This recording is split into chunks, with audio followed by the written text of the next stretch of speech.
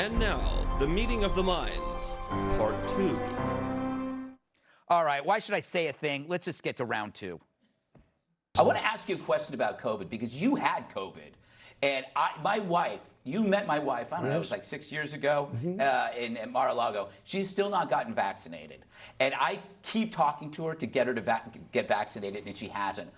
What would you say to her? Well, first of all, I'd say, why is she not doing it? Does she have some kind of religious thing? No, skeptical. She's skeptical, doesn't trust. Well, she's Russian. Yes, she's Russian. That's the end of that. Exactly. You can't argue with the Russian. No. Very smart. Yeah. And very hard-headed. Yes. I think I know your wife a little bit, right? Yes. But she's great, and let her do what she wants to do. I got vaccinated, and I feel very good. I think we saved millions and millions of people worldwide. You know, in 1917, they say almost 100 million, approximately 100 million people died. Yeah. I think we could have been into that situation because it was very bad. And now, if you're vaccinated, the other thing it shows that if you do get sick, you don't get sick like they were before, meaning you don't die. Exactly. So I would recommend, but I also say that let her have her freedoms. You know the word freedom, right? Yeah, exactly. And with you, she needs freedom. She needs a lot of freedom from me, I found. Yeah, right. I think I probably have to agree with that. Oh, here's a question. I bet no one's ever asked you this. I think I might know the answer. How hard is it being president from a scale to 1 to 10? Well, I had two forms of presidency. Number one, I had to run the country, work on the world, and do things. And the other thing, I had to survive. Yeah.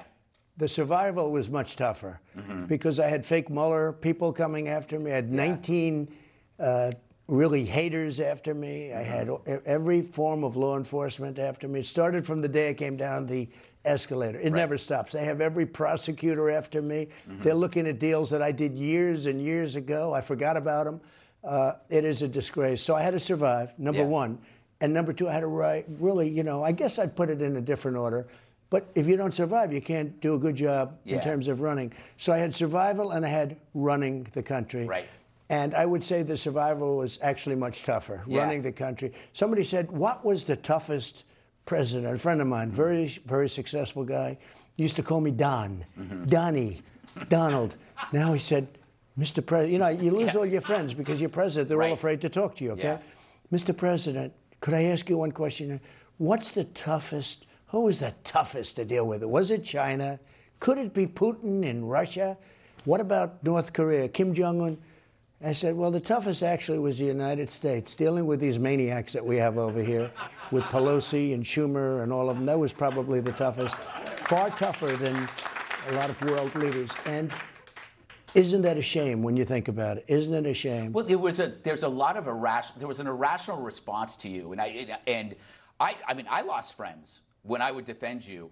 But you also gained friends. Yeah, you gained friends. I didn't listen to my family members who were voting for you during the time, and I had friends who were voting for you, but I didn't listen. And then when I turned and started listening, then I lost all of my other friends. Did it bother you to like see friends that you've had lose these friends because you became president and they didn't like what you were doing, or they became emotionally and irrationally kind of unhinged?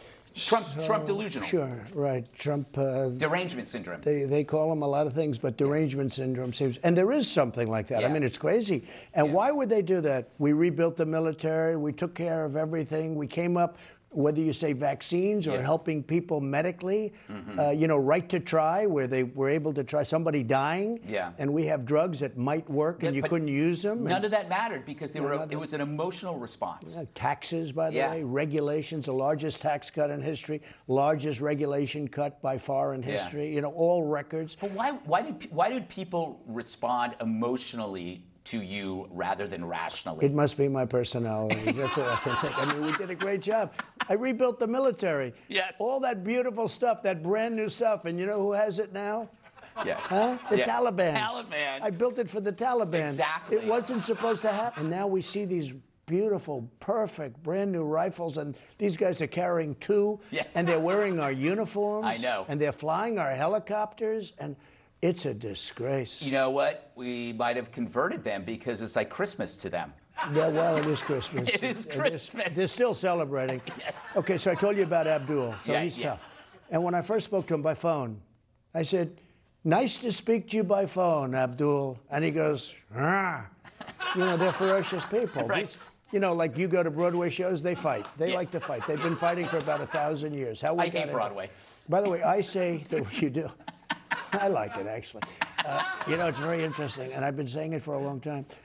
Our country, the worst decision ever made was going into the quicksand, which is called the Middle East. Right. $2 trillion and millions of lives, because I like to count both sides, okay? Right. Millions of lives, and the place has been obliterated. And it's more dangerous now, if you think about it. I had them in check. I wiped out ISIS. You know who I took out? I took out the leaders, the biggest people, bigger than anybody. Nobody even believes what I did. And in a few months, it can all be dissipated. Yes, all right.